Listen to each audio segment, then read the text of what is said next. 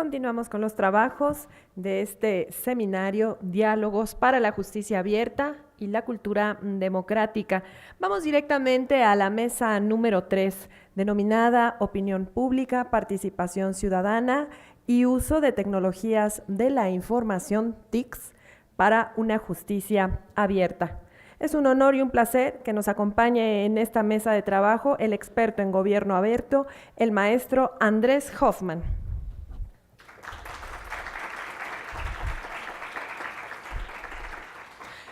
Siempre es un gusto saludar al director general de Integralia Consultores, el doctor Luis Carlos Ugalde Ramírez. Muy bienvenido. También saludamos con enorme agrado a quien es magistrado de la Sala Superior del Tribunal Electoral del Poder Judicial de la Federación, Felipe de la Mata Pizaña. Muy bienvenido, magistrado. Y también un honor y un placer, como siempre, darle la más cordial bienvenida a quien es magistrada de la Sala Especializada del Tribunal Electoral del Poder Judicial de la Federación, magistrada Gabriela Villafuerte Coello. La magistrada Villafuerte es la moderadora de esta mesa, así es que, magistrada, tiene usted el uso de la voz. Adelante, por favor. ¿Se escucha? Sí.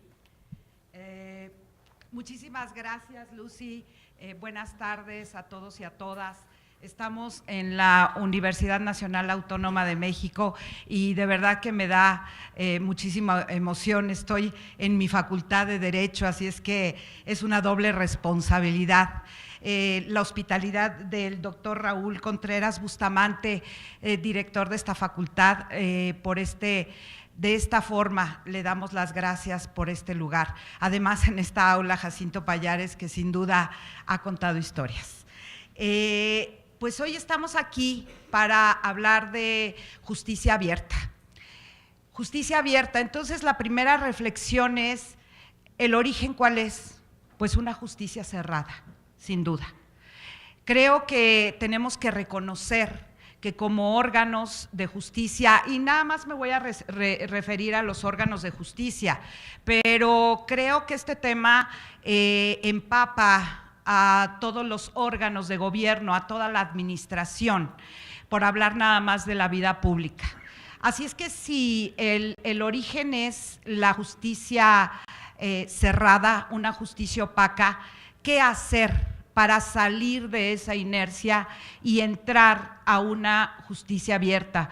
Creo que ese es el reto, creo que tenemos que de verdad caminar todos y todas juntos en este gran reto que se nos presenta, porque lo más importante es lograr que efectivamente sea la ciudadanía el centro neurálgico de la justicia. ¿Y cómo se logra eso? Porque además creo que no es algo que es ahora, ha sido siempre nuestra función como juzgadores y en todas las trincheras es revalorizar la ciudadanía y a la sociedad como efectivamente centro neurálgico de una justicia. Generar confianza, vaya que es una palabra complicada, pero la justicia abierta se trata de personas. Las personas somos las que hacemos o dejamos de hacer. Así es que las primeras preguntas también serían, además de las teorías, ¿somos personas abiertas? ¿Somos personas capaces de ser receptivas y de generar receptividad? Creo que también tenemos que pensar en eso, porque tenemos que abrir, tenemos que hacer un cambio en la forma en que analizamos y vemos la justicia. A la ciudadanía la tenemos que atraer, la tenemos que seducir. La ciudadanía no va a venir sola, le tenemos que generar esa posibilidad de sentirse en un lugar en donde vamos a tener la capacidad de ser cercanos. Somos servidores públicos, eso es lo que somos. Estamos al servicio de la sociedad y hemos estado en déficit, y creo que el primer paso realmente es reconocerlo, pero reconocerlo para dar dar marcha atrás a eso, revertir toda esa inercia y caminar hacia adelante. Sin duda, para mí, la justicia abierta no es en automático. Creo que tenemos que caminar hacia acercarnos, hacer una justicia cercana a la gente. La gente no nos va a buscar. Tenemos que vendernos y vendernos bien. Y si se me permite un poco, estudiando un poco hasta tener que leer un poco de otras materias, el marketing nos viene muy bien. El generar afecto, vínculos, interacción, conocimiento, confianza, ¿eso qué va a generar? Actitudes de cambio. La sociedad nos va a voltear a ver y si respondemos y conocen lo que hacemos, también nos va a exigir, porque va a saber cómo exigirnos. Así es que estamos hoy en una mesa particular, en una mesa que tiene que ver con las tecnologías de la información. Estamos hiperconectados, todos aquí traemos un teléfono, una laptop, lo que sea. ¿Por qué no utilizar todos esos mecanismos de hiperconexión para lograr transparentar y sobre todo acercar nuestro trabajo?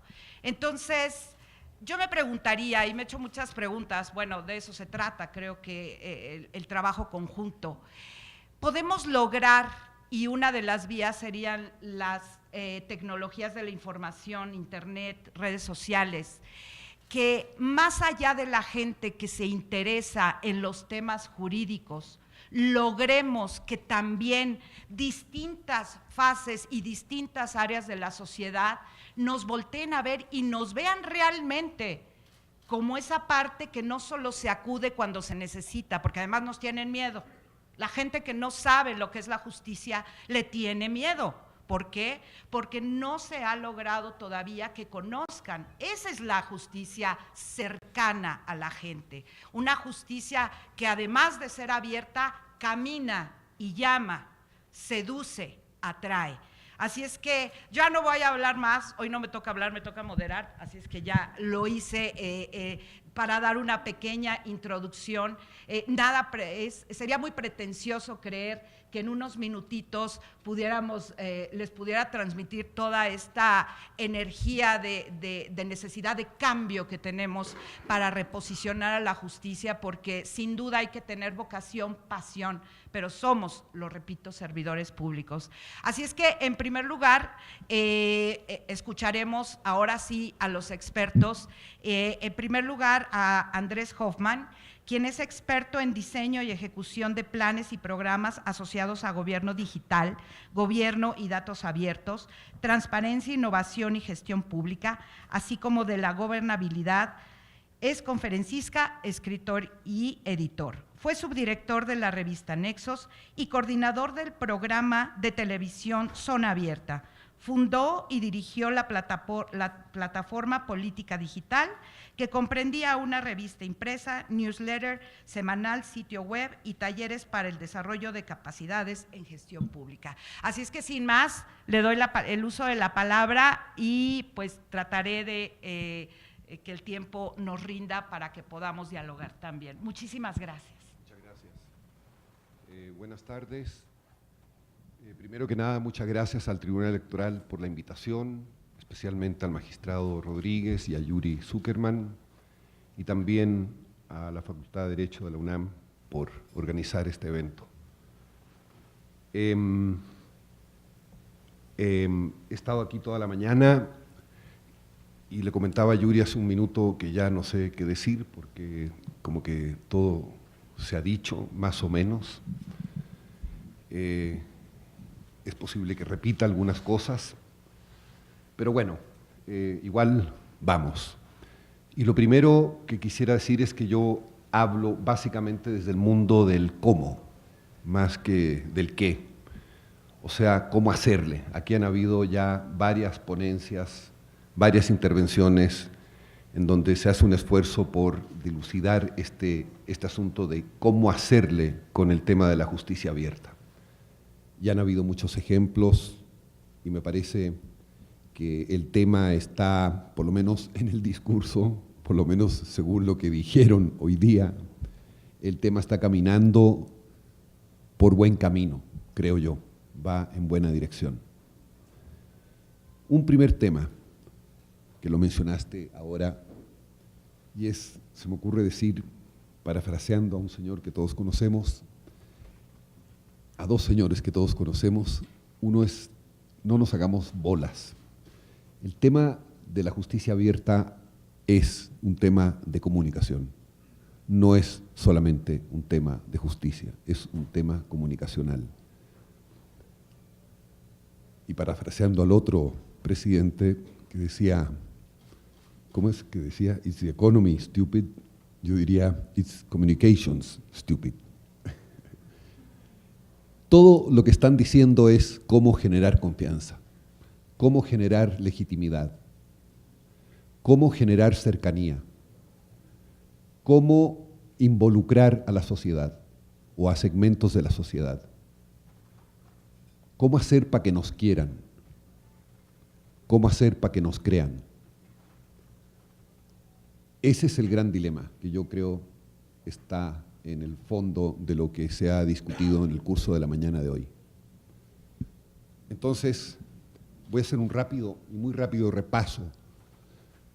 El tema justicia abierta se desprende de un concepto, por decirlo así, previo, que es el de gobierno abierto, concepto que también es muy nuevo y está en pleno desarrollo, pero que comprende básicamente los temas de transparencia, se fue todo, los temas de transparencia, participación y colaboración y rendición de cuentas. ¿Sí? Entonces, de repente esto puede resultar más. El tema de una institución abierta es una institución transparente, fomenta la participación y la colaboración y rinde cuentas. El tema de la transparencia básicamente vive de un principio y es que la información que es pública es un acervo de la nación y por lo tanto la ciudadanía tiene derecho a acceder a ella, a utilizarla, reutilizarla y hacer lo que le convenga con ella sin ningún tipo de restricción. Básicamente, y permite que la sociedad conozca de manera más profunda qué son las instituciones, pero es un bien público, es un asset, como dicen los gringos, es un acervo de la nación al que todo ciudadano tiene derecho. La participación, el principio que anima la participación a la hora de hablar de gobierno abierto es que la ciudadanía tiene conocimientos, experiencias e información que no siempre tienen las entidades públicas y que por lo tanto las entidades públicas en un acto de más o menos modestia, de bajar el moño, recurren a ese conocimiento, a esa experiencia y a esa información que muchas veces tiene la ciudadanía, no hablo de toda la sociedad, pero la ciudadanía tiene eso, y buscar en ella, establecer canales de comunicación con ellas para nutrirse de ese conocimiento, de esa experiencia, de tal forma que los gobiernos o las instituciones puedan gobernar mejor. La colaboración es como un grado superior de esa participación y consiste en buscar segmentos de la sociedad que puedan ayudar al gobierno a resolver problemas. Tú buscas gente, buscas segmentos sociales, buscas organizaciones de la sociedad civil, las convocas para hacer cosas juntos, para pedir su opinión. Todo esto de la participación y de la colaboración tiene que ver con un criterio, con un ánimo de decir, yo no soy el que lo sabe todo, allá afuera hay gente que sí sabe tanto o más que yo, necesito esa información, esa sabiduría, ese conocimiento para que yo pueda hacer mi chamba de mejor manera. La participación y la colaboración son ingredientes que ayudan a una cosa que se llama innovar. Si tú convocas a la sociedad, vas a escuchar esta voz que viene de afuera y te puede ayudar a mejorar como institución. Y luego está el tema de la rendición de cuentas, que todos sabemos que las instituciones rinden cuentas por sí y ante sí. Y esa es una manera que no tiene absolutamente ningún sentido, es estar dando vueltas, o sea, cualquier institución que dice yo estoy ahora diciendo que hice esto, que hice esto otro, pues es muy poco creíble. Entonces necesitamos que alguien de afuera, de la sociedad, nos ayude a rendir cuentas. De tal manera de que necesitamos el involucramiento social para que el proceso de rendición de cuentas sea un proceso permanente, por decirlo así, mejora continua, pero sobre todo permanente, en el cual hayan otros involucrados, externos involucrados. Ese es básicamente el espíritu del gobierno abierto, tal vez los principios que lo animan, y la idea es llevar esto al tema de la justicia. El desafío, desde mi punto de vista, es aplicar estos tres conceptos: transparencia, participación, colaboración, rendición de cuentas, con el objeto de crear la credibilidad, pero hay un factor central que no es solamente racional, es afectivo. Necesitamos, para tener confianza, que haya un ingrediente de afecto, de emocionalidad involucrado en esa confianza. Tenemos que llegarle, si queremos crear confianza, tenemos que apostarle también al tema emocional. Queremos que nos quieran, por eso puse ahí cariño. Necesitamos generar confianza y necesitamos generar cariño de la sociedad hacia nuestras instituciones. El desafío es cómo una institución genera capacidades para hacer esto. Ese es el tema. ¿Cómo generar una capacidad institucional para esto? La capacidad institucional está dada básicamente por muchas cosas, pero por las atribuciones que tiene, que vienen de la Constitución o de leyes más macros. Yo no soy abogado. La capacidad institucional está dada por su normatividad interna, su normatividad procedimental, su misión, su visión, por el presupuesto y sobre todo por el recurso humano. Esos 3 o 4 componentes, o 5, o los que ustedes quieran, constituyen capacidad institucional, o definen o integran lo que es capacidad para hacer tal o cual cosa. Entonces, necesitamos generar capacidad institucional para que la opinión pública nos quiera y nos crea, para que la opinión pública tenga confianza en nosotros y nos quiera. ¿Cómo le hacemos para generar capacidad institucional para que la gente tenga confianza en nosotros, nos quiera, nos ame, nos tenga cariño y también nos crea? Es, creo yo, el reto central. La opinión pública es una cosa tremendamente moldeable, pero también es una cosa tremendamente desestructurada, dispersa, muy difícil de diagnosticar, y por lo tanto es una palabra o un concepto,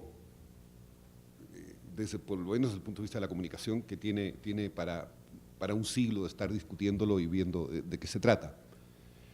Pero el fondo del asunto es que desde la posición de las instituciones públicas, a ellas les interesa que eso que se llama opinión pública sea algo que no atente contra lo que está haciendo.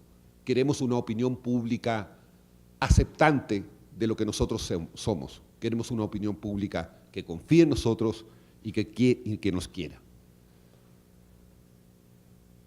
El tema de la opinión pública, muy rápidamente, no quiero entrar a demasiados detalles, pero el tema es que hay básicamente 2 momentos de la opinión pública. El presencial, en donde 2 o más personas interactúan cara a cara, y el entre comillas, no presencial, que está intermediado por dispositivos, prensa escrita, televisión, radio, redes sociales, internet. Y hoy lo que está pasando con el tema de las redes sociales es que de repente se magnifican más de la cuenta, se les atribuye una importancia que no está suficientemente fundamentada, es que de repente lo que pasa en las redes sociales va a los medios tradicionales y ahí es donde se magnifican. Hay una pereza y una inercia periodística en este y muchos otros países en donde lo que deciden discutir o plantear en una radio, en un programa de radio, es algo que alguien tuiteó, que no sabemos si es importante o no. Pero esa pereza es ir a andar recogiendo de por aquí, de por allá, pedacitos de cosas, ¿sí? Pedacitos de cosas para volverlas importantes. Los medios tienden a magnificar lo que no es necesariamente importante y tienden a no darle importancia a otras cosas que sí lo son. Y en esa trampita también caen los políticos, necesariamente. Porque si hay 100 personas que manda al carajo a un político, ese político se vuelve loco y tiene que tratar de hacer control de daños. Pero a lo mejor son 100 o 200 personas y nadie más se enteró. Ese tipo de cosas son las que están pasando en el sentido de que hay rebotes, es decir, lo que aparece en un medio rebota en el otro medio, en otra plataforma y en otra, y de esa manera se magnifican cosas que no son tan grandes y se minimizan otras que no lo son, por una parte. Y por otro lado, hoy por hoy, como ha sido siempre, aunque hoy con redes sociales, la gente escucha lo que quiere escuchar, lee lo que quiere leer y ve lo que quiere ver. Yo no voy a estar, hablo a la mayoría de la gente, yo no voy a estar leyendo algo que me produce úlceras, aunque sí hay gente que lo hace, que se ponen a leer cosas que lo irritan, pero básicamente uno está, en términos generales, y eso está estudiado, la gente arma su mundo informativo en base a las afinidades afectivas, ideológicas que tienen. Entonces, por eso, diagnosticar qué es opinión pública y su importancia es todo un lío. Y muchas veces se magnifica, repito, lo que no es grande y se minimiza lo que sí es grande. Repito, entonces queremos que haya capacidad institucional para que la gente o la opinión pública nos quiera y para que la opinión pública nos crea. Y bueno, en fin, esto es lo mismo, es un tema del cómo. Aquí se han dicho varias cosas del cómo, pero yo sí quisiera destacar, para terminar, instrumentos que aquí no se han mencionado mucho, pero hay instrumentos, la tecnología está permitiendo generar modos distintos de contar una historia, modos distintos de hacer una narración. En inglés le llaman storytelling, que es en una narración, o sea, contar, son historias narrativas digitales. ¿Qué son? Bueno, lo que yo estoy pensando básicamente es en lo siguiente. Yo creo que las sentencias de los magistrados deberían ser resumidas en 4 o 5 cuartillas, no más. 2, que las pueda leer, y eso es objetivo, un estudiante de primero o segundo año de cualquier carrera universitaria, o sea, un estudiante de 19 o 20 años. Si eso no ocurre, y es muy fácil de comprobar si ocurre o no ocurre, porque es cosa de ponerle una sentencia de 4 cuartillas a un señor de 20 años y decir, ¿entiendes o no? Eso es algo que se debería hacer desde mi punto de vista. Y eso debería, ese resumen debería venir acompañado de pequeños videos, por ejemplo, del magistrado diciendo cómo le fue con esa sentencia, por qué lo hizo de esta manera, o lo hizo. Videos de los que hay en YouTube, videos de 1 minuto, de medio minuto, podcast, audio, pedazos de audio, infografías, pero infografías no estáticas, hay infografías interactivas. Hay una cosa en inglés que se llama gaming. Gaming es como juegos, en donde tú en la infografía vas contando la trayectoria de la sentencia, cómo partió, de dónde, para dónde va, en fin, cómo llegó. Pero tú en la mitad del camino puedes decir, el juez pudo haber tenido un problema, una disyuntiva, voy por acá o me voy por allá. Y tú puedes generar un juego, no hablo de un videojuego, pero un juego diciéndole, ¿qué crees tú? Diciendo al usuario, ¿qué crees tú que contestó el juez? ¿Qué hizo el juez? ¿Se fue por la izquierda o se fue por la derecha? Por ejemplo, jugar, generar este tipo, usar la tecnología para generar modalidades distintas de narrar una historia. Y una sentencia es una historia. Las infografías, los flujogramas con estas características. Entonces, el texto es una parte pequeña del todo. Hay imágenes, hay infografías, hay flujogramas, hay videos de animación, hay entrevistas en audio, en audiovisual, etc. Esa modalidad es algo que yo creo que se puede hacer y se debería empezar a hacer como un mecanismo, uno más de los tantos que se mencionaron hoy día, para empezar a generar esta confianza y empezar a generar este cariño que andamos buscando de la gente.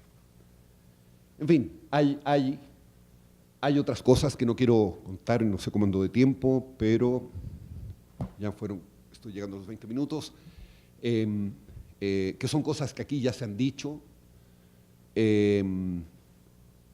pero básicamente esta quería yo destacar, es decir, está el tema de la colaboración, generar grupos de trabajo que junto con los magistrados y los señores que trabajan en las instituciones vayan generando opiniones de cómo mejorar las leyes, cómo mejorar las sentencias, etcétera, pero que se haga público.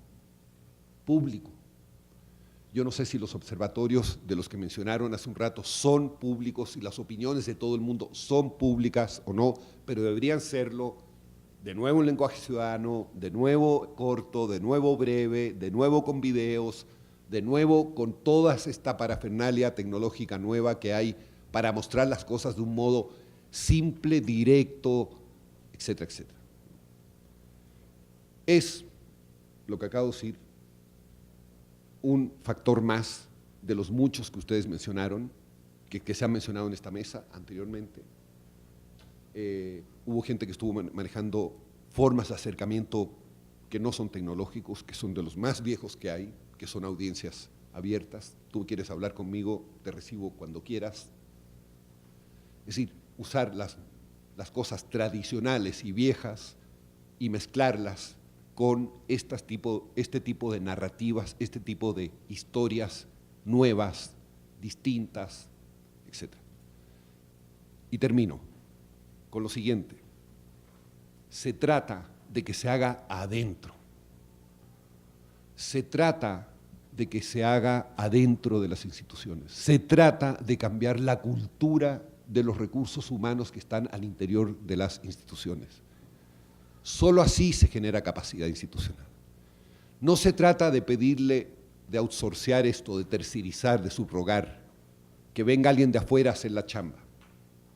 La chamba se hace desde adentro para cambiar la cultura laboral de las instituciones jurisdiccionales.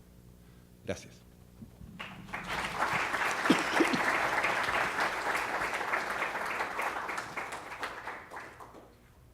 Muchísimas gracias, maestro. Bueno, sin duda, efectivamente coincidimos enormemente en este tema de las emociones. En cuanto a la justicia cerrada que tiene que ser abierta y para mí cercana, efectivamente las tres desafección, distanciamiento, desconfianza. Traigámoslas para acá, afecto, confianza, acercamiento.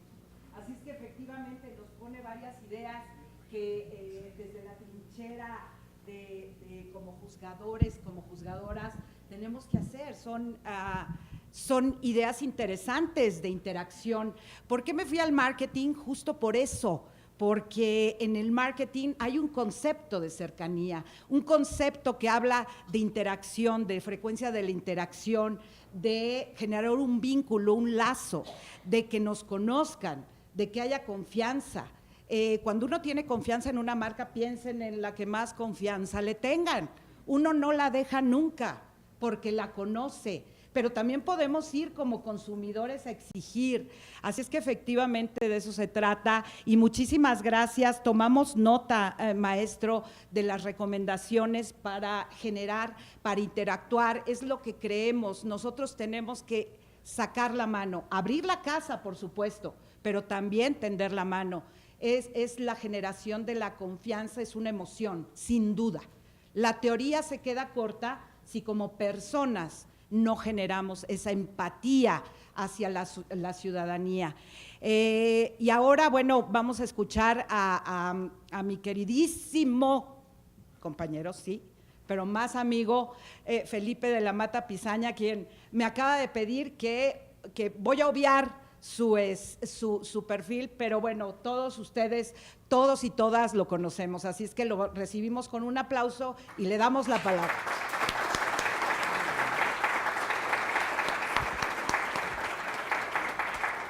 Pues para no quedarme en menos, pues yo le agradezco mucho a mi queridísima amiga Gaby, que me dé el uso de la voz. Me da mucho gusto estar en esta mesa con el maestro Hoffman, con el doctor Luis Carlos Ugalde, y vamos a platicar de un tema que bueno, pues es un tema interesante. Muchas veces me preguntan, ¿qué es esto del gobierno abierto?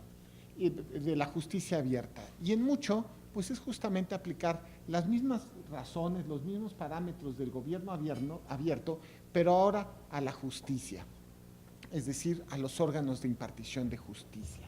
Quiero decir que esta necesidad es fundamental.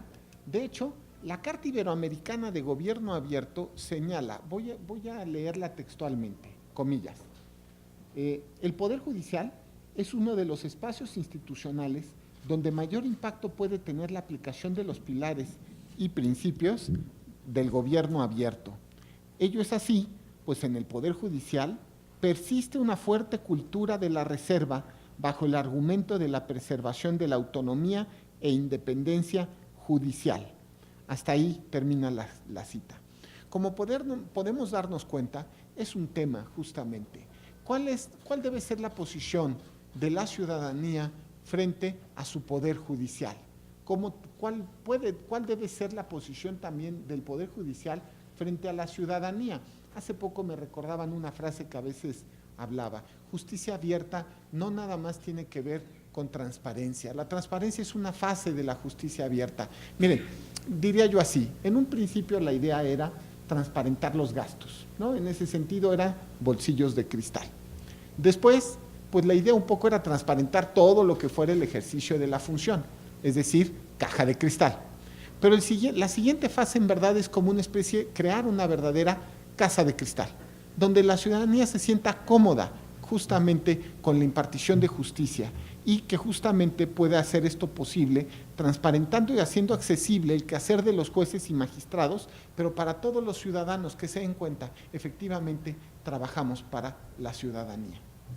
En ese contexto, voy a hacer algunas personales reflexiones, algún obstáculo y algunas reflexiones para una justicia abierta. A veces me referiré a las famosas TICs, que es en mucho lo que nos tiene aquí reunidos, y otras veces a otras cuestiones de corte un poco más técnico. Les pido su paciencia si por ratos puede ser esto un poco técnico. Claro, el primer problema para implementar los temas de justicia abierta que están relacionados con tecnologías de la información y comunicación, a partir de ahora no vuelvo a decir ese nombre tan largo, ¿de acuerdo? Diré TICs, es el tema de la disponibilidad financiera. Por supuesto que se necesita que los tribunales inviertan en capacitación, en portales electrónicos amigables, uso de boletines de prensa electrónicos, redes sociales, y esto genera un gasto económico humano, software y hardware. Y por supuesto esto implica justamente gastos constantes. Y esto no es menor cuando estamos en una circunstancia en la cual después de la reforma de 2014, especialmente la justicia local se vio pues sacudida por una nueva fórmula en la cual los tribunales locales, muchos dejaron de ser parte del Poder Judicial y recobraron una autonomía, lo cual pues claro, les generó un ajuste presupuestal importante. Hay historias heroicas de tribunales locales que por semanas, por meses, estuvieron inclusive sesionando así en auditorios, ¿no? Sin instalaciones. A ver, claro, otra cuestión es el tema del lenguaje de ciudadano en las sentencias. Yo coincido ciertamente. Lo que nos acaba de decir el profesor Hoffman me hace pensar justamente en la cuestión de que tiene que ser una meta conseguir que el número de las páginas que integran una sentencia se reduzcan. No sé si 3 o 4, pero le prometo que vamos a estar haciendo un esfuerzo justamente para hacerlo comunicable, ¿no? Como pasa en otros países justamente. Yo me acuerdo, y siempre hago una mención, Gaby, que seguramente se acordará, que teníamos cuando éramos secretarios de Esto y Cuenta, ahora es magistrado, no diré el nombre, un compañero secretario, que era sensacional porque escribía sentencias de un párrafo. Dirán, qué bien, qué abierto, un párrafo, sí, pero eran 400 páginas en un párrafo, o sea, no había un punto y aparte en toda la sentencia, ¿no? Bueno, a ver, seguramente ya sé mejor sus sentencias, pero cuando era secretario era una tortura revisar esos proyectos de sentencia. A ver, y llenas de expresiones latinas, llenas de transcripciones. A ver, la justicia abierta implica que el juez piense en la manera que se está comunicando. Yo en mucho le digo siempre a mis secretarios, piensen en el lector, ¿no? Utilicemos herramientas tan simples y que son propias de otras ciencias, índices, glosarios, citas, y como digo, está prohibido en el artículo 14 y 16 de la Constitución que se utilicen esquemas, flujogramas. ¿Verdad que no? Es que los jueces actuamos como si el 14 y el 16 dijera, y no puede haber gráficos en una sentencia, ¿no? A ver, al contrario, utilicemos todo lo que se nos pueda ocurrir, la verdad. Y por lo mismo, una justicia abierta requiere archivos manejables y asequibles, ¿no? Que también pensar en que se tiene que guardar cibernéticamente esta información. Bueno, también por lo mismo se requiere una mayor colaboración interinstitucional. Tenemos entre todos que compartirnos los procesos y en algún momento debemos plantearnos la posibilidad de que se certifiquen los procesos de las instituciones gubernamentales de impartición de justicia en materia electoral, los procesos de las secretarías generales, los procesos de las ponencias, los procesos de los archivos. Si podemos compartirnos entre nosotros esas prácticas, la ciudadanía probablemente sepa que es una misma fórmula que se utiliza a nivel nacional en cada uno de los órganos de impartición de justicia. Claro, tendremos que identificar quién puede otorgar esta especie de ISO, porque también tendremos que pensarlo de forma interesante, ¿no? Cómo echarlo a andar. Y esto también, esta fórmula de colaboración nos recuerda que tenemos también que avesarnos en los temas de, por ejemplo, sistemas normativos indígenas, pues podemos perfectamente pedir dictámenes antropológicos, porque eso también nos acerca con la ciudadanía. Tenemos un expediente, y cuántas veces desde el centro, vamos a decirlo así, la comodidad del escritorio, se tiene una visión no comunitaria del problema. Hace poco estaba yo en una conferencia con una ministra de la Corte Suprema de Bolivia, donde hacía una clasificación de la democracia que me gustaba, ¿no? Lo de siempre, directa, representativa, y después decía comunitaria. Que entendamos en Occidente, por así decirlo, los que hemos sido educados en este tipo de filosofía, que hay otra fórmula de entender el mundo y la democracia, y para eso nos sirven los dictámenes antropológicos. Y justamente tenemos que irnos planteando también el tema de protección de datos personales, que eso, por cierto, en electoral no nos los hemos planteado con todas las implicaciones que puede llevar, tomando en cuenta que efectivamente el tratamiento de datos personales en electoral también requiere una fórmula distinta, que no es precisamente idéntica a la de otras partes del Poder Judicial. Ahora, involucremos a la sociedad en la justicia electoral, ¿no? Debemos permitir la participación activa en el quehacer judicial. Organicemos foros, observatorios, convoquemos a instituciones educativas, asociaciones civiles, colegios de profesionales, a todos, a conocer nuestras sentencias, a criticarlas, ¿no? Hagamos foros virtuales, por supuesto, en que los funcionarios de los órganos jurisdiccionales dialoguen justamente tanto como la sociedad como con otras personas. Y por supuesto, tiene que difundirse cada una de estas cuestiones. A ver, cuestiones que ya se están llevando a cabo en algunos tribunales, pero que también se pueden seguir haciendo. Mejoremos los portales electrónicos de forma que sean amigables. Hagamos cápsulas informativas. Nuevamente, pareciera que el 14 y el 16 de la Constitución prohibieran que hagamos esto, ¿no? No podrá subir nada a YouTube, no dice nada al respecto, ¿no? Hagamos canales de internet de nuestros tribunales locales, ya se está haciendo, pero hagámoslo con frecuencia, ¿no? Y nuevamente, la publicación de las intervenciones de los votos de los magistrados y de los jueces, justamente también.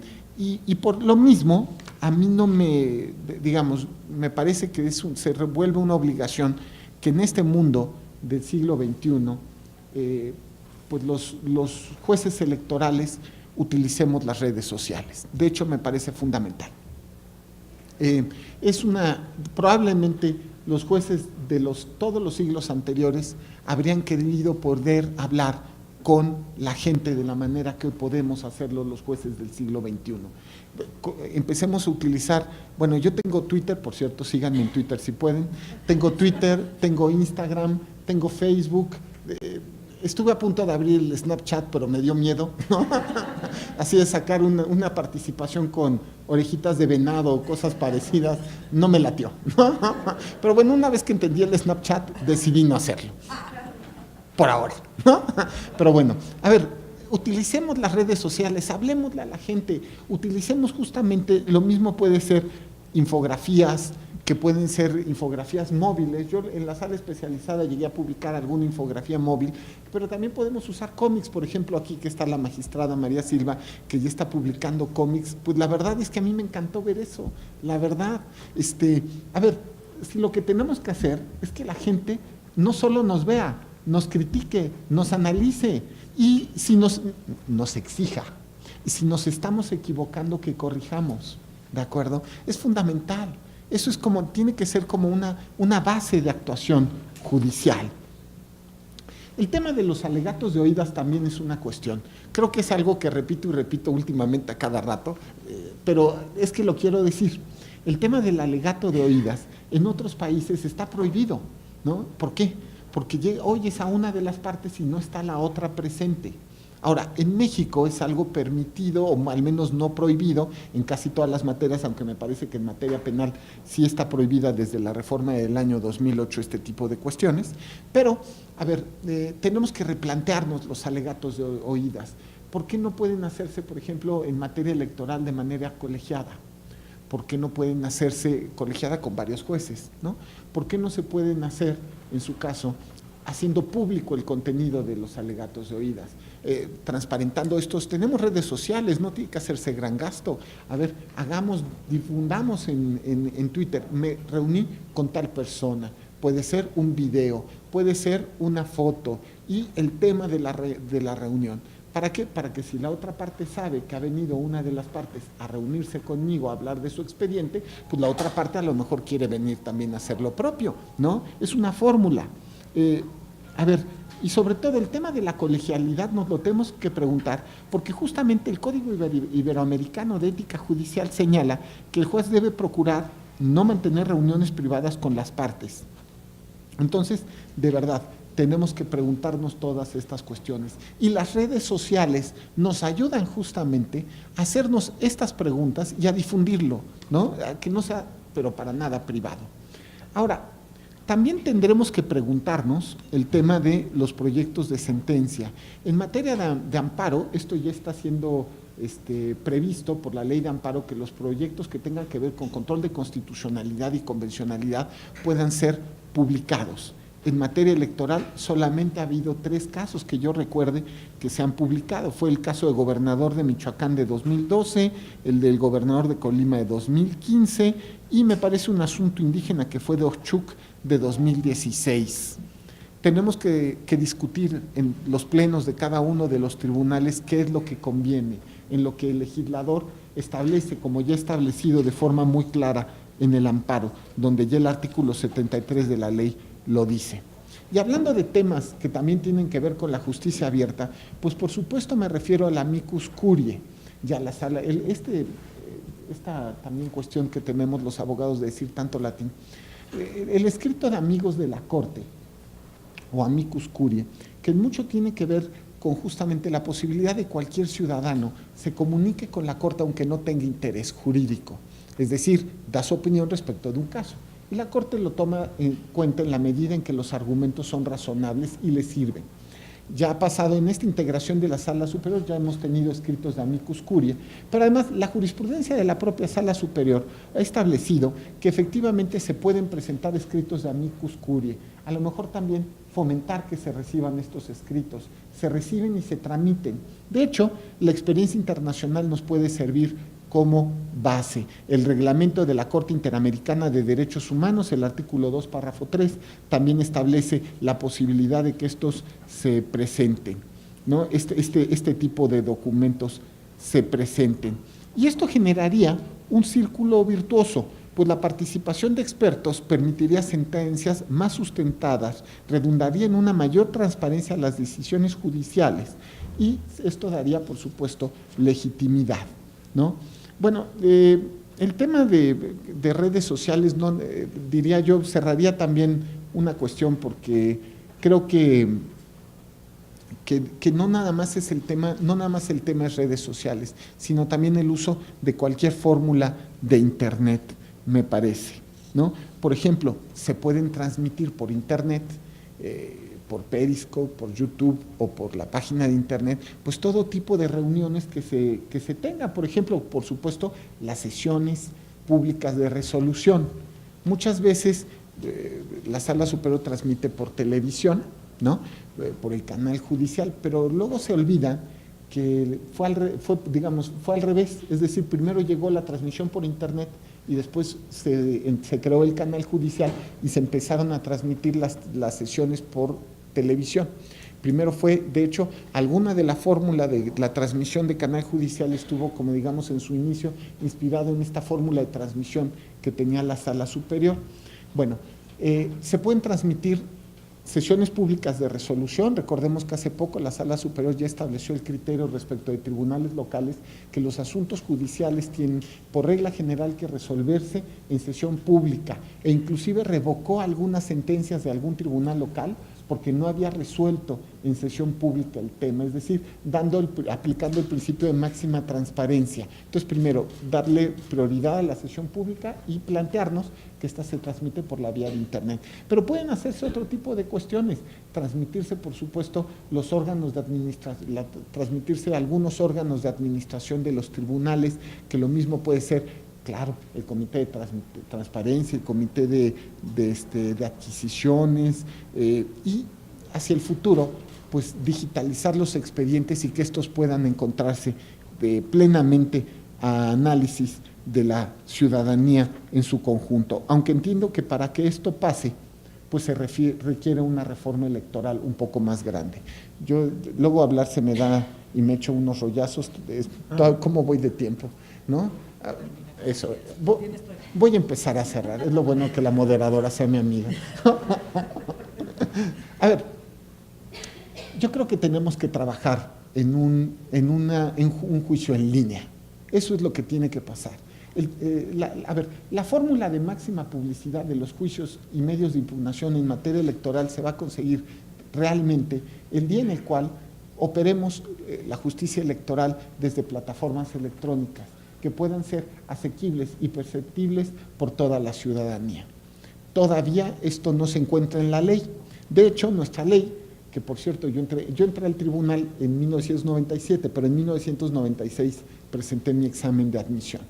Cuando presenté mi examen de admisión, me acuerdo que cuando estudié el tema de la ley que dice, habla de la notificación por fax, pues a mí me parecía súper moderno, ¿no? La primera ley que hablaba de la notificación por fax. De hecho, cuando me tocó ser secretario general de acuerdos de la Sala Superior, a mí me tocó jubilar todos los faxes de la Sala Superior. Es que ya no encontrábamos refacciones para los faxes, ¿no? Entonces era más fácil desaparecerlos y que las notificaciones, a pesar de que no se encuentra en la ley exactamente así, pudiéramos hacerlas por correo electrónico. Hicimos una interpretación amplia, se reformó el reglamento y un día les cuento esa historia, fue larga y difícil, pero tuvimos que evolucionar hacia otra fórmula porque los faxes era absurdo, llamabas por teléfono al Tribunal Electoral del Estado de no sé dónde y ya no tenían faxes, es más, la gente joven ya no sabe qué es un fax, ¿no? A ver, eso que era una ley tan moderna, ya es una ley vetusta, es vieja. Tenemos que plantearnos reformular completamente el sistema de medios de impugnación en materia electoral para hacer un sistema más eficiente, yo diría más transparente también, más eficiente, porque quizás es más lógico, en lugar de tener tantos recursos y tantos juicios, tener un juicio y un recurso, y que en mucho se pueda desahogar, conocer y transparentar en línea.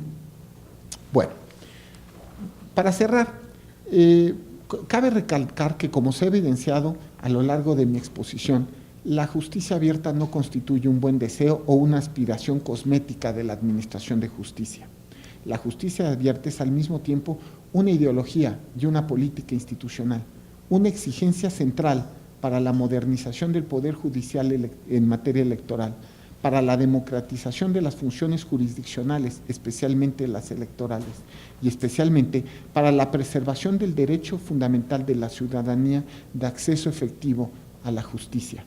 Un tribunal abierto puede lograrse partiendo de la idea de que sus resoluciones son accesibles y están al alcance de todos, y que además están escritas en un lenguaje claro y ciudadano.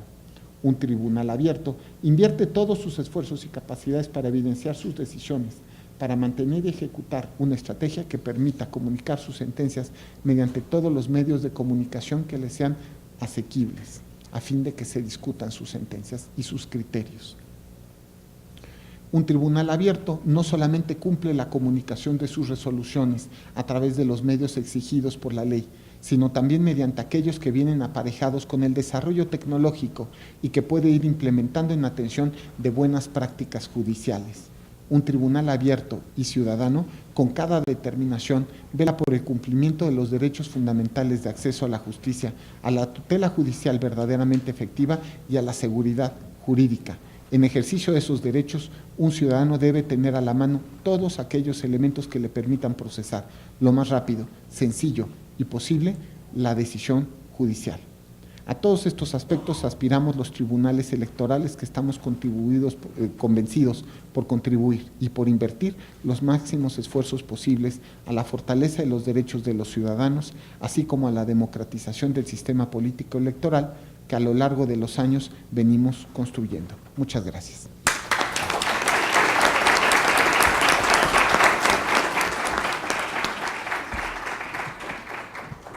Muchísimas gracias, Felipe.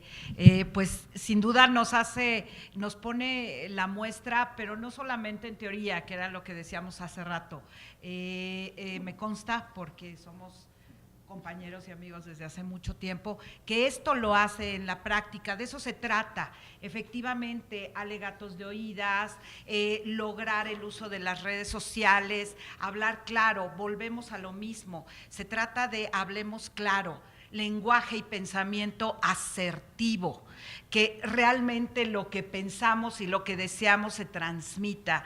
Así es que cuando Felipe nos da esta visión de lo que para él es la justicia abierta, lo que por mandato constitucional está desde el 2013, tenemos que caminar a ello, pero más allá de un mandato constitucional es materializarlo. Así es que, y luego su idea de la e-justicia, ¿qué tal? ¿no? Ya podemos empezar a caminar, todo es electrónico, tenemos e-tickets y confirmaciones electrónicas, pues también puede haber una justicia electrónica que logre eso, porque estamos hiperconectados. Así es que vamos a tomar ideas y vamos a lograr esa finalidad, que es acercarnos, abrir la puerta y acercarnos. Y sin más, también el doctor Ugalde me pidió que no leyera su perfil, pero bueno, estoy segura que también todos y todas lo conocemos ampliamente. Así es que para mí es un honor cederle la palabra. Muchísimas gracias. Muchísimas gracias. Me da mucho gusto, ¿se escucha? ¿No se escucha? Sí. Me da mucho gusto estar con Andrés Hoffman, quien con lentes de tecnología nos permite entender el rol de las instituciones y cómo esa tecnología puede ayudarnos a mejorar su desempeño. Y con dos magistrados modernos, con ganas de cambiar, con ganas de explicar hacia afuera, que es realmente me da mucho gusto escucharlos, porque no es común hacerlo, y con frecuencia lo que se ve, para quienes no somos ni jueces ni somos abogados, lo que se percibe desde afuera es lo contrario. En ocasiones un intento de colegas de la profesión que entre más rebuscados e inentendibles sienten que son más glamurosos o más respetables, y me da mucho gusto que haya esta visión, que se requiere mucho más.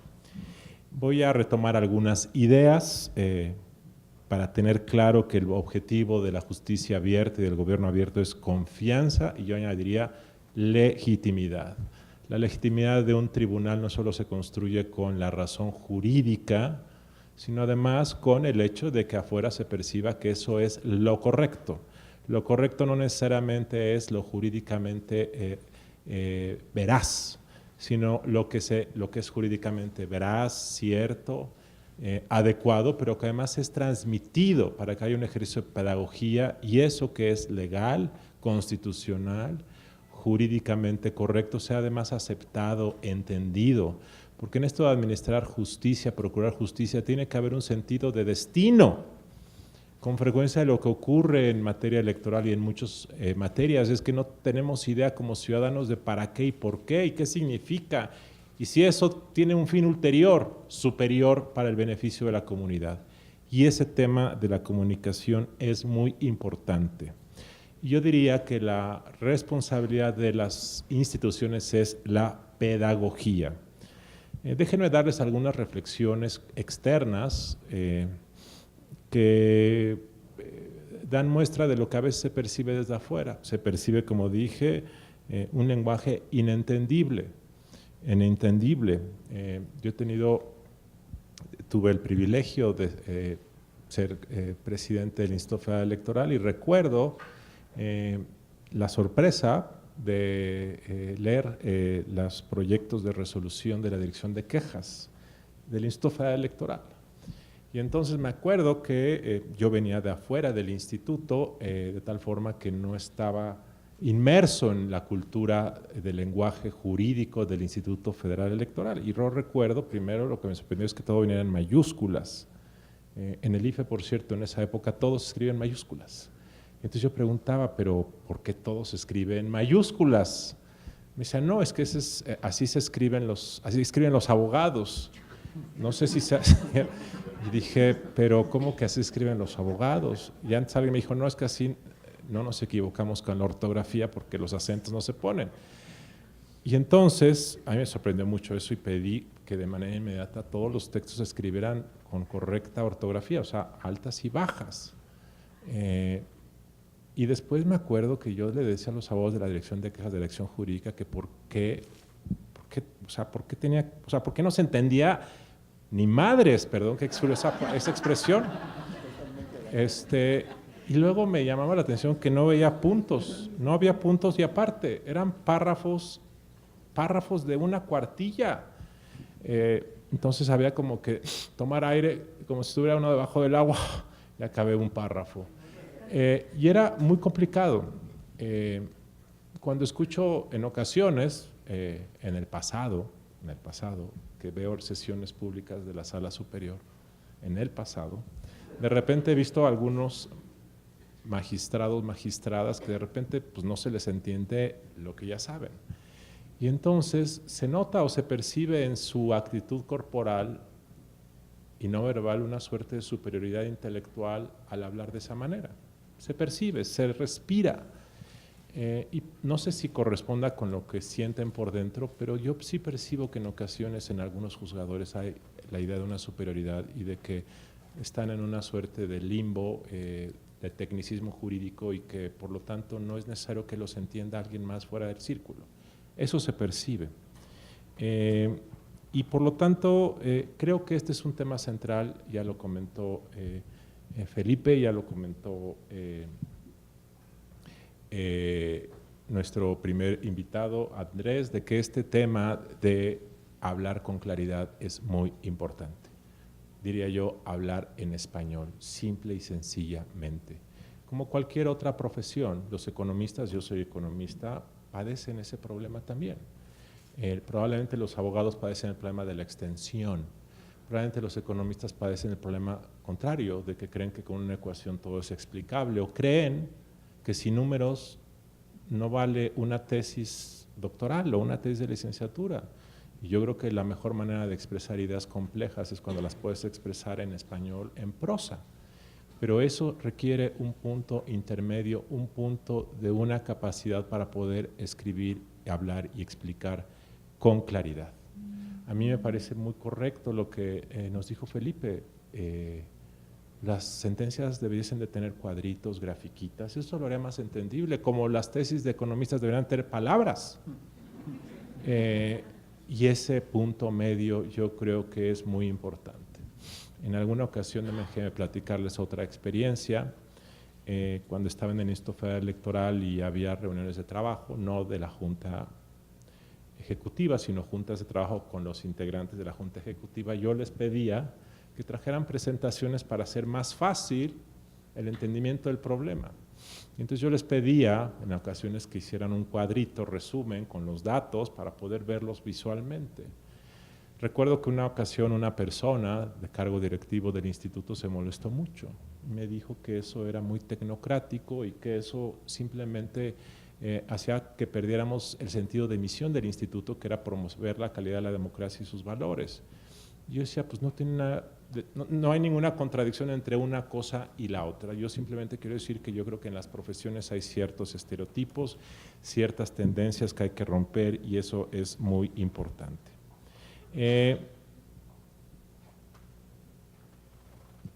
Lo que acaban de comentar, y lo dijo Andrés, y lo dijo el magistrado, el de explicar sentencias es fundamental. Creo que lo que Andrés nos dijo de las modalidades para hacerlo es relevante. A mí me da mucho gusto que el tribunal ya esté haciendo infografías. Sé que en la ponencia del magistrado Felipe de la Mata ya se hacen resúmenes y de algunos otros colegas.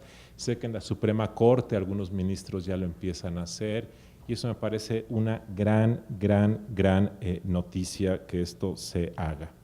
Ahora bien, como Andrés dijo, comunicar externamente bien también requiere cambiar los modos de comunicación interna. No puedes comunicar de forma moderna hacia afuera si no te comunicas de forma moderna hacia adentro. Y les voy a dar otra vez mi experiencia del Instituto Federal Electoral. Yo creo que un gran obstáculo que había entonces y seguramente sigue habiendo en el Instituto Federal Electoral es el enorme verticalismo de las estructuras y del estilo, de la jerarquización innecesaria de quién es quién. Si algo a veces hace daño al interior del instituto para poder mejorar el funcionamiento es la cultura del consejero o la consejera que por serlo son intocables. Y entonces ya nadie les puede decir Felipe es el señor o la señora consejera. Se genera incluso a veces una noción como de terror, veneración, que rompe cualquier capacidad de una comunicación moderna, fluida, de una institución que requiere serlo. Si el tribunal está en la ruta de ser una institución abierta, es importante también trabajar en estos esquemas de verticalismo, de veneración al cargo y hacerlo más relajado. No estoy con eso diciendo que se rompa la disciplina, no estoy diciendo con eso que se rompa el respeto, pero a veces percibo que en las instituciones electorales mexicanas hay incluso más solemnidad que en cualquier otra institución de la cosa pública en México, y creo que es muy importante ir cambiando eso, porque eso se percibe y se respira. Y si ustedes quieren que desde afuera los perciban como ciudadanos, no pueden mantener esos esquemas un poco corporativos y arcaicos de comunicación interna. Otro tema que me parece importante de la cultura organizacional es el asunto de no solo ser, sino parecer.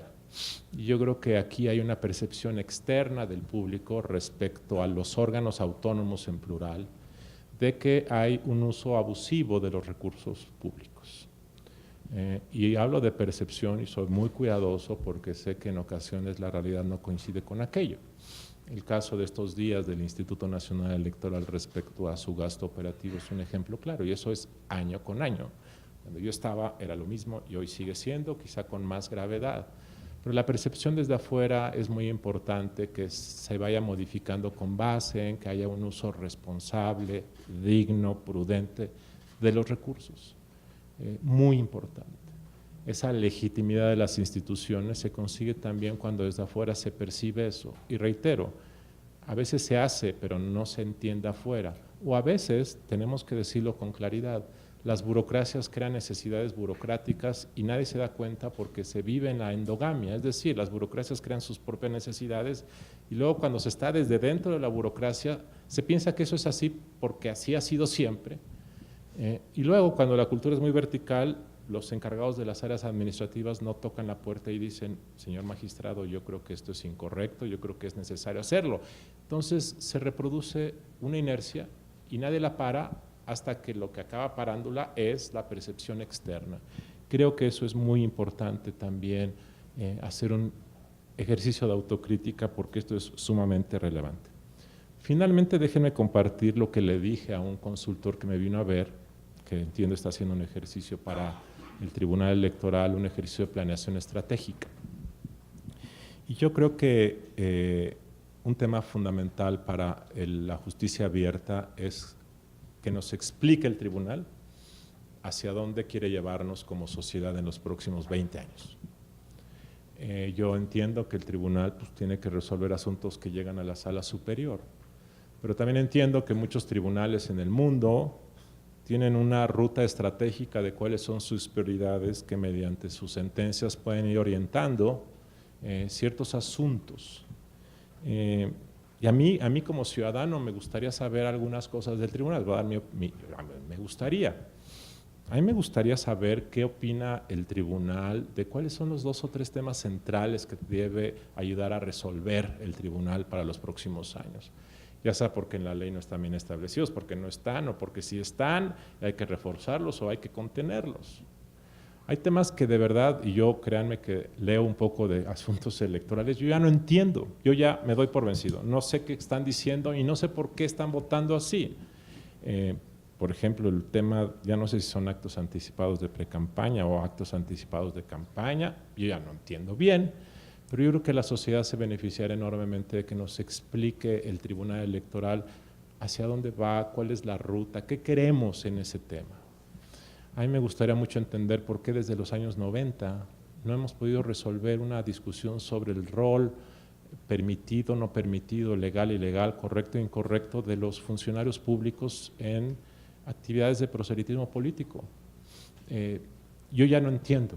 O sea, sí entiendo lo que yo quisiera que ocurriera, pero ya no entiendo qué se puede, qué no se puede, cuál es la ruta normativa, jurisdiccional que hemos seguido. Y creo que la sociedad, los partidos apreciarán mucho esta explicación de dónde vamos, por qué ha habido cambios, por dónde está el punto de problema y que el tribunal nos dijera hacia dónde le gustaría llevarnos. Claro, con una composición diversa eso no es posible que haya una posición única en ese tema, pero al menos podrían explicarnos quizá el hecho de que saben que en este tema hay puntos de vista diferentes y decirnos cuáles son y saber cuáles son los puntos, cuál es el rango de la discusión para que podamos entender.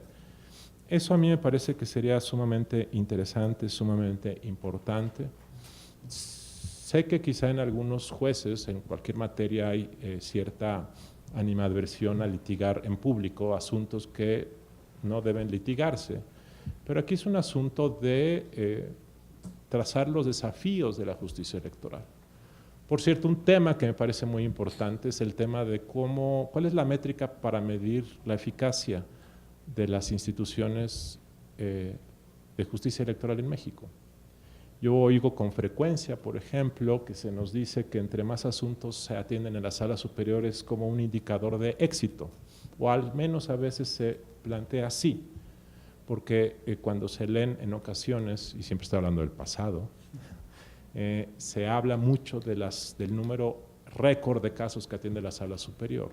Al hacerlo, la percepción externa es de que eso es un indicador de éxito, y yo pongo en la mesa si eso es realmente un indicador de éxito. Justamente es un indicador de que el sistema, el modelo no está funcionando. Yo quisiera saber cuáles deben ser esos indicadores para evaluar si nuestro sistema en esta materia está funcionando o no y qué quisiéramos en el futuro. Yo una vez me acuerdo que cuando estaba en el IFE dije que mi visión del IFE era que no se viera, que no se sintiera, y me acuerdo que todo el mundo me criticó enormemente, cuando en realidad yo lo que estaba diciendo, el mejor éxito del sistema electoral es que las autoridades sean invisibles. Parte de nuestro, no le llamaba fracaso, pero parte de este proceso de interiorización de las reglas por parte de los actores significa que el tribunal y el INE son muy visibles. De tal forma que este tema también creo que requiere una reflexión. En suma, creo que el desafío es enorme, creo que hay personas con mucho talento, además entienden esto y me parece es fundamental y me da mucho gusto estar con ustedes. Gracias.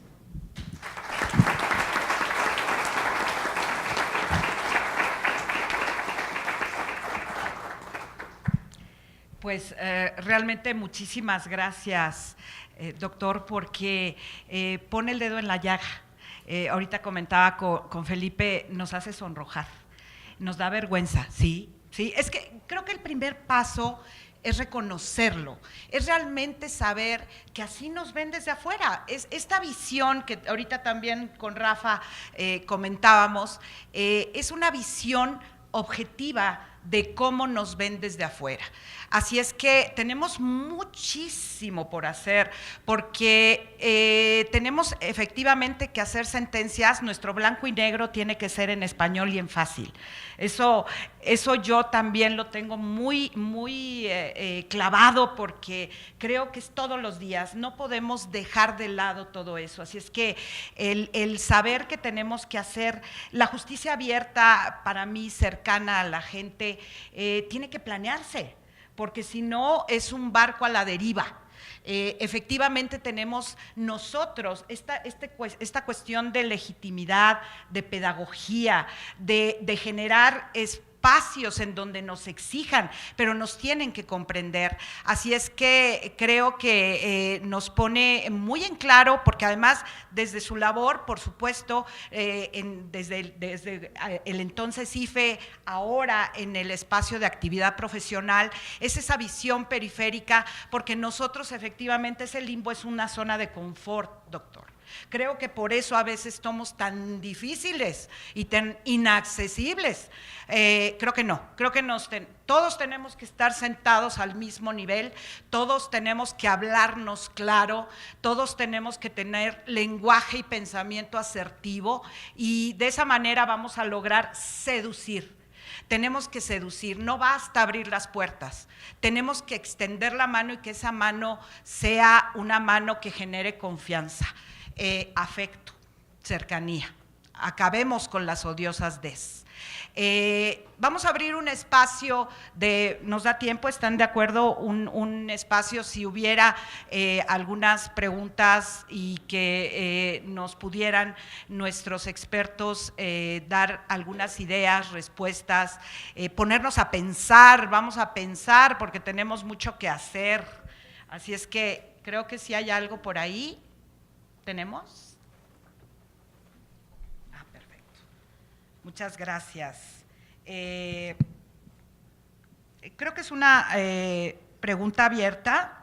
de Alejandro Lozano y nos pregunta, para ver quién de ustedes, los tres, si existe alguna experiencia internacional, algún país o región en la que se apliquen los valores y parámetros de justicia abierta. Esto es, ¿existe algún país que podamos llamar modelo en esta materia? ¿Hay algún esfuerzo continuado de capacitación de los periodistas que cubren los actos judiciales? Son reflexiones, preguntas. ¿Cómo desean ustedes? Pues es que hasta ahorita tengo una. En lo que llega alguna otra. Bueno, a ver, yo primero diría que el tema de las tecnologías de la información y comunicación, prometí que no iba a volverlo a decir, las TIC, ¿de acuerdo? El tema de las TIC es relativamente nuevo, ¿no? A Gaby y a mí nos pasó que vimos cambiar varias veces el mundo, ¿no? Un día cayó el muro de Berlín, dijimos, exacto, así. Después cayó la Unión Soviética y otra vez. Bueno, pero es que no nos dimos cuenta cómo es la vida, no nos dimos cuenta cuando el mundo de verdad cambió y fue cuando se empezaron a usar las tecnologías de la información. Ese día de verdad el mundo se intercomunicó de una manera que ahora hacer política de comunicación social pareciera que en realidad hoy día ya nadie sabe cómo, ¿no? A ver, la cuestión entonces es, ¿hay modelos? Yo diría, hay acciones que pueden ser, vamos a utilizadas a manera de modelo. Me acuerdo que me parece en Inglaterra, en Argentina, hay como una especie justamente de aplicaciones en el que resuelves todo el caso, ¿no? Es decir, llegas, te metes, te plantean un caso, no me acuerdo bien cómo se llama, creo que es You the Judge, algo así, no me acuerdo muy bien, algo así se llama. Entonces, te metes, ves un video en el cual te explican rápidamente el caso, tú lo resuelves e inmediatamente ves si tu resolución coincide con la de los ministros de la Corte.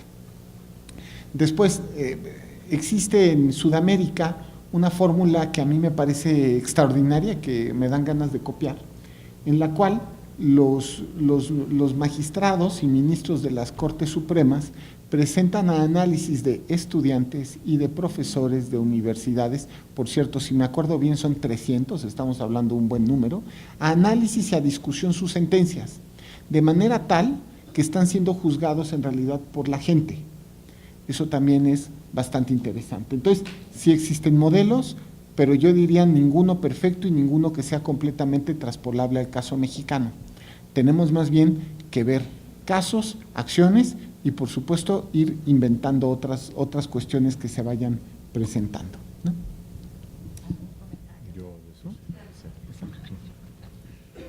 Aquí me llega otra, magistrado Felipe de la Mata, sobre el juicio electrónico. Si se toma como referencia que existe juicio electrónico en materia administrativa, ¿considera que dicho juicio puede implementarse en breve en materia electoral? Si los impedimentos actualmente existen para que de momento no lo tengamos implementado, ¿qué impedimentos existen? A ver, esta es una gran pregunta. Como siempre, yo siempre me autoinvito a dar conferencias, entonces luego me invitan a dar una conferencia de ese tema porque de verdad me interesa. A ver, la cuestión es, hoy día no es posible tener un juicio en línea en materia electoral porque la ley habla de firma autógrafa, ¿no? Para firmar justamente los documentos y los documentos se tienen que remitir en físico. Y el sistema está hecho como para documentos en físico, es decir, fue una ley de 1996, ya pasaron 21 años desde que se expidió esta ley. Tenemos que romper este paradigma. Por supuesto que la experiencia del Tribunal Fiscal nos es útil, pero ya no tenemos ni siquiera que irnos hasta el Tribunal Fiscal. A partir de las reformas de amparo, ya también existe la fórmula del amparo.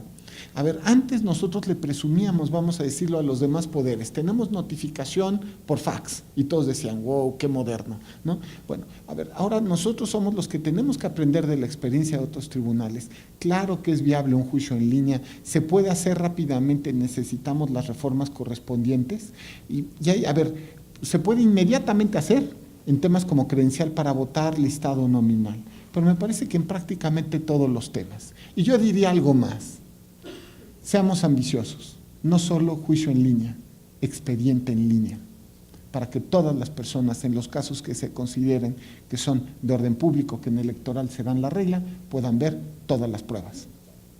Eso también tiene que ser una discusión que abramos.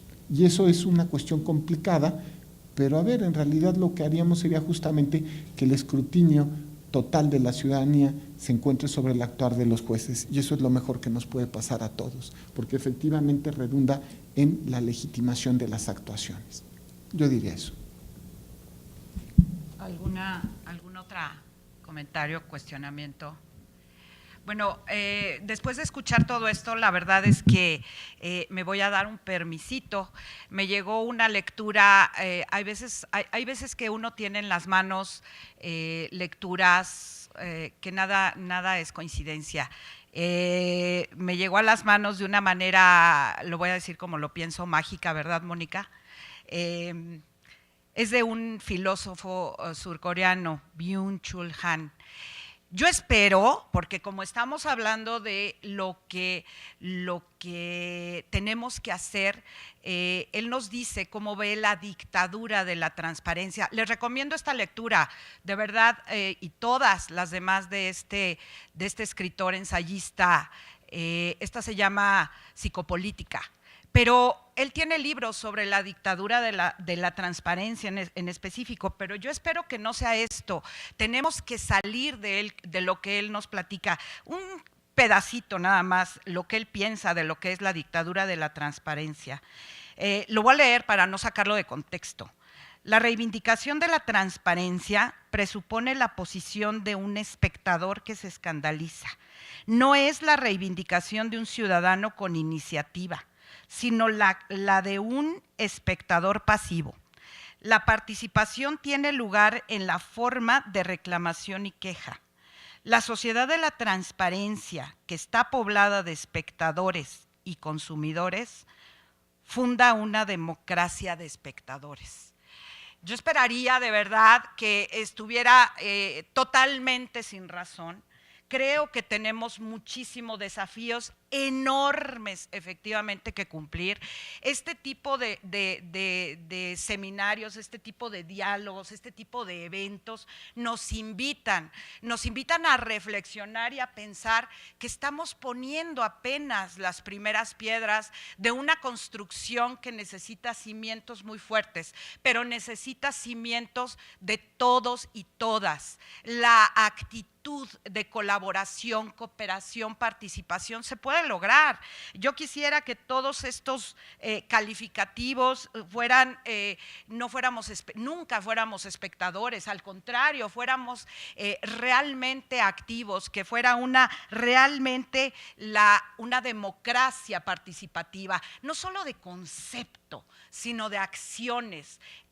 Así es que en lo que nos toca, ¿verdad, Felipe?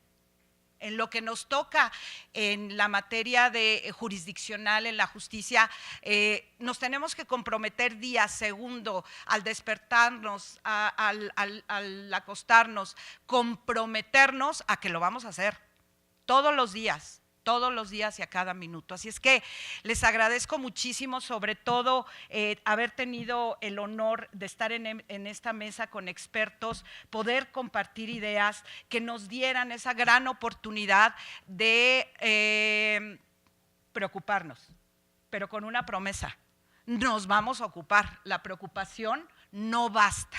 Así es que vamos por una justicia cercana a la gente. Muchísimas gracias de verdad.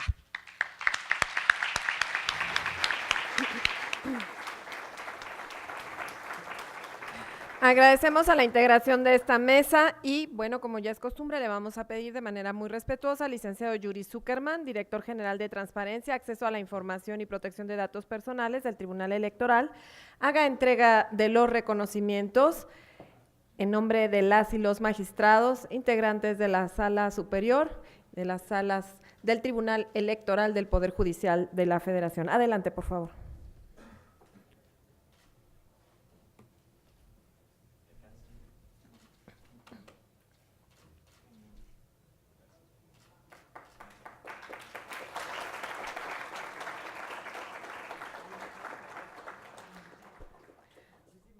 Muchas gracias, licenciado Zuckerman, gracias a la mesa y bueno, pues los invitamos a continuar con los trabajos de este seminario en punto de las 17 horas en este mismo recinto. Por su atención, muy buenas tardes.